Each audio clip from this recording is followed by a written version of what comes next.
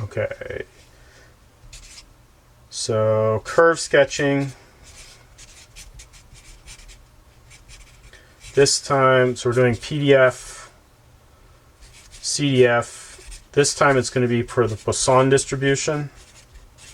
So some key features on the Poisson distribution are x can take on any value greater than 0. So x can head off to infinity, but it does so with decreasing probability. The chance of seeing very large numbers of arrivals is small. It does have the parameter, which is going to be where the peak is. So this is mean number of arrivals.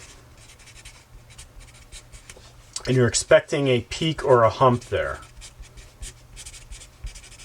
Sort of located around this.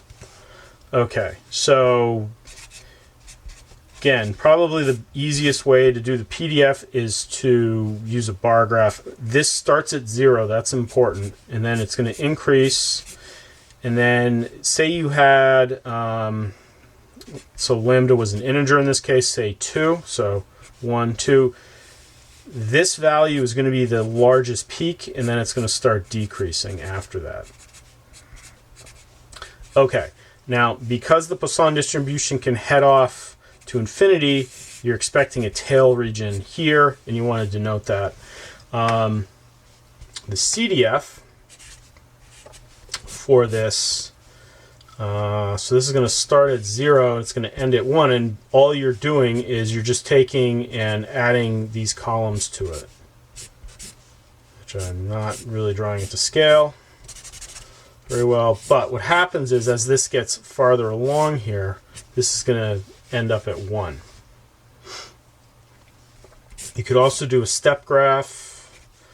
So that's going to come in and then jump up if it's 0. Same information here. All right. So one thing to pay attention to with the Poisson distribution is most of the time you don't have a lambda that's an integer. So you're going to have something like 1.4 or lambda equals 1.6. So it's some decimal.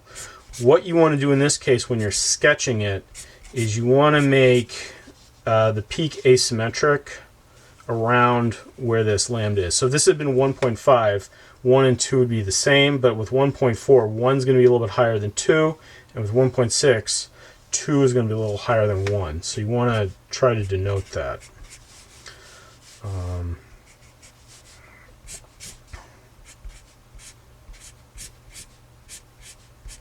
So something like this, okay? And that's because this lambda is going to be closer to that larger peak than this one. But again, because it's a decimal, it's not actually on the curve, but the relative two peaks there are going to be near it, and the two largest ones should be around it, okay? But again, what you're trying to get is you're trying to get roughly where the lambda is, show that that's where the largest value is, and then have the tail region that trails off. And with the Poisson, it also starts at 0. That's important, because you can have no arrivals.